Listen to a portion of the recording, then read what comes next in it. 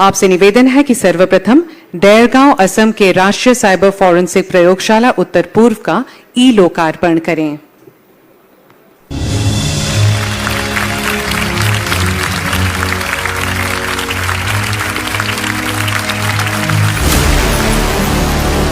माननीय प्रधानमंत्री श्री नरेंद्र मोदी जी ने लगातार स्मार्ट पुलिसिंग पर बल दिया है।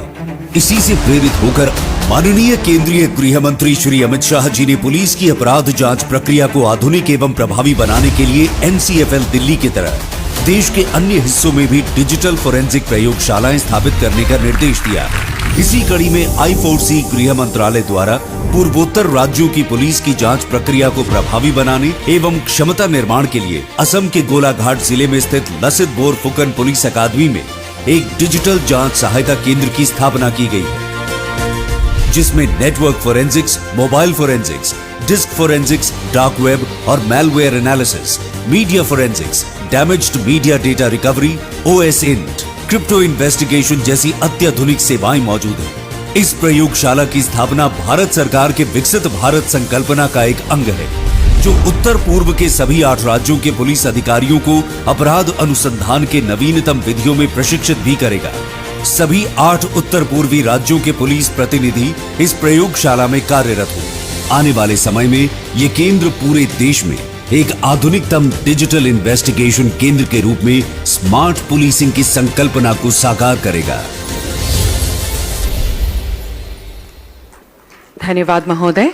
आपसे पुनः निवेदन है कि कृपया गुवाहाटी स्थित सशस्त्र सीमा बल के सीमांत मुख्यालय का पृथक आवासीय परिसर का ई लोकार्पण करें।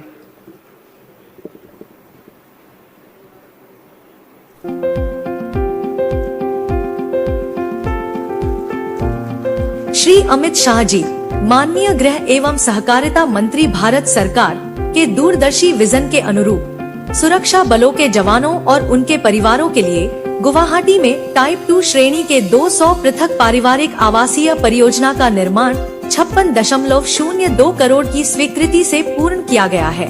यह महत्वाकांक्षी परियोजना हमारे वीर जवानों के परिवारों के लिए समर्पित है, जो देश की सीमाओं की सुरक्षा में निरंतर तत्पर रहते हैं।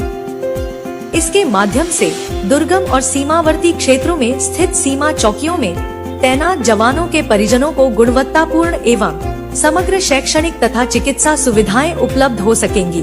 यह परियोजना केवल एक आवासीय व्यवस्था ही नहीं, बल्कि यह हमारे सुरक्षा बलों के प्रति कृतज्ञता का प्रतीक है।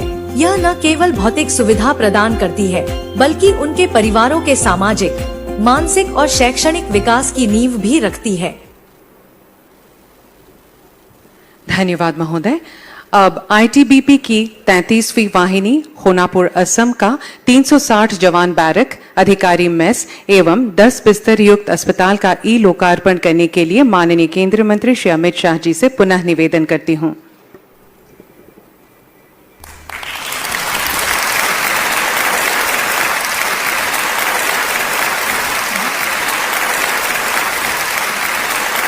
श्री अमित शाह जी, माननीय केंद्रीय गृह एवं सहकारिता मंत्री, भारत सरकार के दूरदर्शिता एवं सुरक्षा बलों के प्रति कल्याणकारी पहल से गुवाहाटी में 33वीं वाहिनी भारत तिब्बत सीमा पुलिस बल के जवानों के लिए 360 में जवान बैरक की परियोजना का निर्माण 25 करोड़ की लागत से पूर्ण किया गया है। उक्त परियोजना के निर्माण से हमारे हिमवीरों के लिए आवासीय सुविधा में बढ़ोतरी हुई है एवं इस बुनियादी ढांचे की मजबूती से जवानों के मनोबल में वृद्धि हुई है। गृह मंत्रालय की पहल से वाहिनी परिसर में भारत चीन सीमा पर तैनात जवानों व उनके परिवार जनों के लिए मेडिकल सुविधा प्रदान करने हेतु 10 बिस्तरों के अस्पताल का निर्माण 5 करोड़ की लागत से पूर्ण किया गया है।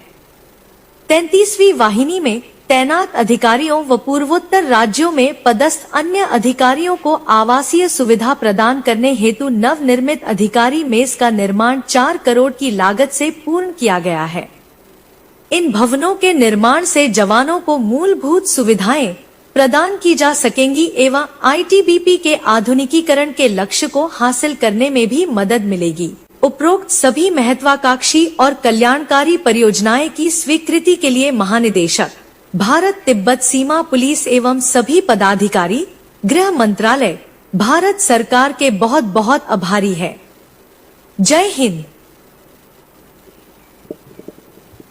धन्यवाद महोदय। अब असम राइफल्स के परियोजनाएं आईजी मुख्यालय श्रीकोना, माइनर यूनिट सिलचर एवं सेक्टर मुख्यालय जोरहाट में प्रशासनिक व आवासीय परिसर का शिलान्यास आभासी रूप से किया जाएगा। मैं माननीय केंद्रीय मंत्री श्री अमित शाह जी से पुनः निवेदन करूंगी कि वे कृपया इस शुभ कार्य को संपन्न करें।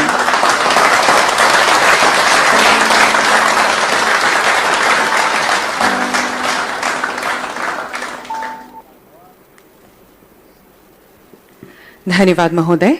এতিয়া মই অসমৰ মাননীয় মুখ্যমন্ত্ৰী ডক্টৰ হিমন্ত বিশ্ব শৰ্মা দেৱক তেখেতৰ বহুমূলীয়া ভাষণ প্ৰদান কৰিবলৈ বিনম্ৰ অনুৰোধ জনাইছো।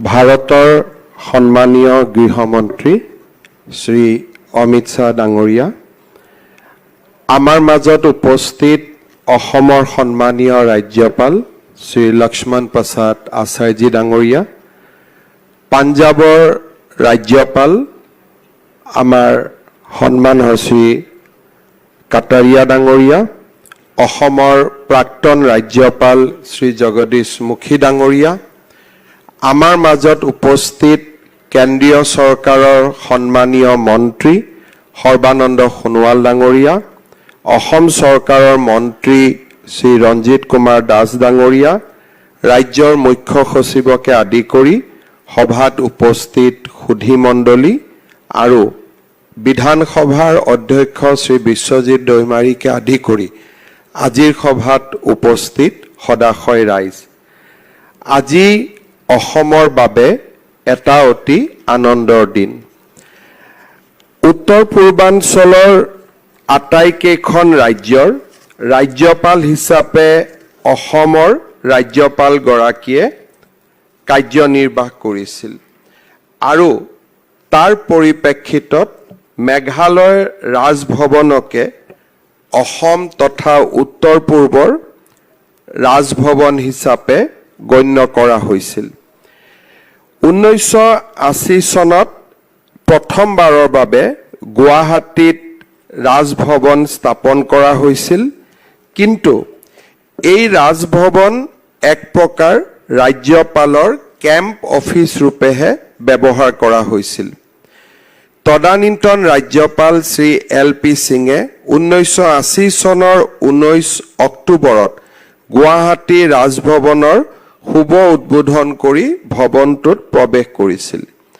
আনহাতে 1989 চনৰ পৰা অসমৰ বাবে এগৰাকী সুকীয়া ৰাজ্যপাল নিযুক্তি হ'বলৈ আৰম্ভ হোৱাত এই কেম্প অফিচটোকে এক পূৰ্ণাংগ ৰাজভৱনলৈ ৰূপান্তৰ কৰা হয়।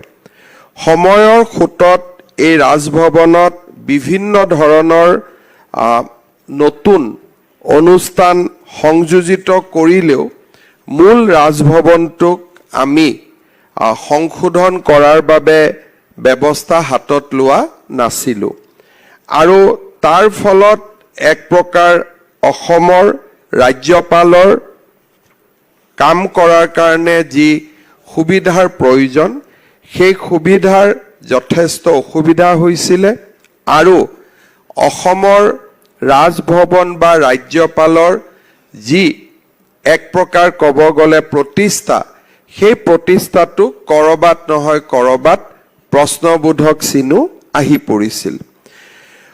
2023 চনৰ 5 জানুৱাৰী তাৰিখে আমি অসমৰ ৰাজ্যপালৰ এই নতুন ভৱনৰ আধাৰশিলা স্থাপন কৰিছিলোঁ।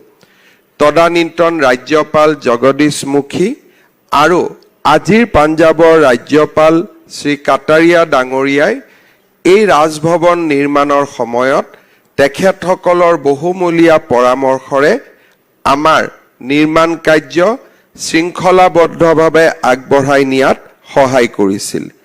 আজি আমি এই ৰাজভৱনৰ শুভ উদ্বোধনৰ বাবে ভাৰতৰ কেন্দ্ৰীয় গৃহমন্ত্ৰী সকলোৰে সন্মানৰ অমিত শ্বাহ ডাঙৰীয়াক নিমন্ত্ৰণ জনাইছোঁ। অসমৰ বৰ্তমানৰ ৰাজ্যপাল শ্ৰী লক্ষ্মণ প্ৰসাদ আচাৰ্যজী ডাঙৰীয়াৰ পৰিকল্পনাৰে এই সুন্দৰ ৰাজভৱনটো নিৰ্মাণ সম্পূৰ্ণ কৰা হৈছে। প্ৰায় ৩,৩৪০ স্কোয়াৰ কিলোমিটাৰ আমাৰ বৰ্গমিটাৰ এলেকাত নিৰ্মিত এই ৰাজভৱনটো ব্ৰহ্মপুত্ৰৰ নৈসৰ্গিক দৃশ্যৰে সৈতে সমাহিত হৈ দেশৰ ভিতৰতে এটা সুন্দৰ ৰাজভৱনলৈ ৰূপান্তৰ হৈছে। আমি আশা কৰিম এই ৰাজভৱনৰ নিৰ্মাণৰ সমান্তৰালভাৱে অসমৰ ৰাজ্যপাল মহোদয়ে অসমৰ মংগলৰ বাবে কাম কৰি যোৱাত সহায় পাব আৰু তেখেতৰ গাইডেন্স বা অভিভাৱকত্বৰে আমিও ৰাজ্যখনক বিকাশৰ যাত্ৰালে আগুৱাই লৈ যোৱাত উপকৃত হ'ম। আজি আমাৰ বাবে অত্যন্ত আনন্দৰ বিষয় যে কেন্দ্ৰীয় চৰকাৰৰ সহযোগত দেৰগাঁৱৰ লাচিত বৰফুকন পুলিচ একাডেমীত ৰাষ্ট্ৰীয় চাইবাৰ ক্ৰাইম ফৰেনচিক লেবৰেটৰীৰ অনুসন্ধান কেন্দ্ৰটো স্থাপন কৰা হৈছে। দেৰগাঁৱৰ লাচিত বৰফুকন পুলিচ একাডেমী কেন্দ্ৰীয় গৃহমন্ত্ৰী অমিত শ্বাহ ডাঙৰীয়াৰ পৰামৰ্শৰে আজি এক ৰাষ্ট্ৰীয় একাডেমীলৈ এক প্ৰকাৰ ৰূপান্তৰ হৈছে। কিছুদিন আগতে মণিপুৰ আৰক্ষীৰ জোৱানক, পৰৱৰ্তী সময়ত গোৱা পুলিচৰ জোৱানক আমি এই একাডেমিক প্ৰশিক্ষণ দিবলৈ আমি সক্ষম হৈছিলোঁ আৰু আজিও বিভিন্ন ৰাজ্যৰ পৰা আমালৈ ট্ৰেইনিঙৰ বাবে বা প্ৰশিক্ষণৰ বাবে অনুৰোধ আহি আছে। আজিৰ চাইবাৰ ক্ৰাইম লেবৰেটৰীটোৱে এক প্ৰকাৰ লাচিত বৰফুকন পুলিচ একাডেমীক এক নতুন মাত্ৰা প্ৰদান কৰিলে। গুৱাহাটীৰ সীমান্ত সুৰক্ষা বলৰ মুখ্য কাৰ্যালয়ৰ বাবে পৃথক আৱাস, ITBPৰ সোণাপুৰস্থিত 33 সংখ্যক বাহিনীৰ বাবে বেৰেক, বিষয়া মেজ, 10খন হস্পিটাল, আসাম ৰাইফলছৰ বাবে শ্ৰীকোনা, শিলচৰ আৰু যোৰহাটত বিভিন্ন অনুষ্ঠানৰ আধাৰশিলাৰে আজি কেন্দ্ৰীয় গৃহমন্ত্ৰী ডাঙৰীয়াই অসমৰ মংগলৰ বাবে কেইবাটাও অনুষ্ঠানৰ শুভ আৰম্ভণি কৰিছে। মই কেন্দ্ৰীয় গৃহমন্ত্ৰী ডাঙৰীয়াক পুনৰ এবাৰ ধন্যবাদ জনাইছো। আজি আমাৰ বাবে সৌভাগ্য যে আমাৰ মাননীয় ৰাজ্যপাল লক্ষ্মণ প্ৰসাদ আচাৰ্যজী ডাঙৰীয়াৰ আমন্ত্ৰণত প্ৰাক্তন অসমৰ ৰাজ্যপাল, বৰ্তমানৰ পঞ্জাৱৰ ৰাজ্যপাল শ্ৰী কাটাৰিয়া ডাঙৰীয়া আমাৰ মাজত উপস্থিত আছে। প্ৰাক্তন ৰাজ্যপাল শ্ৰী জগদীশমুখী ডাঙৰীয়া উপস্থিত আছে। মই সকলোকে আমাৰ পবিত্ৰ অসম ভূমিলৈ স্বাগতম জনাইছো। আমাৰ ৰাজভৱনৰ নিৰ্মাণৰ এয়া প্ৰথমটো ফেজ অৰ্থাৎ ফাৰ্ষ্ট ফেজ। ইয়াৰ পৰৱৰ্তী পদক্ষেপত বৰ্তমানৰ ৰাজভৱনত সুন্দৰ দৰবাৰ হলকে আদি কৰি কেইবাটাও নতুন সংযোজনেৰে আমি এই ৰাজভৱনক পূৰ্ণাংগ ৰূপ দিয়াৰ বাবে প্ৰচেষ্টা কৰিম। আমি সকলোৰে সহযোগিতা বিচাৰিছো। পুনৰ এবাৰ পবিত্ৰ অসম ভূমিলৈ কেন্দ্ৰীয় গৃহমন্ত্ৰী ডাঙৰীয়াক স্বাগতম জনাই মই মোৰ চমু বক্তব্যৰ সামৰণি মাৰিছো। ধন্যবাদ।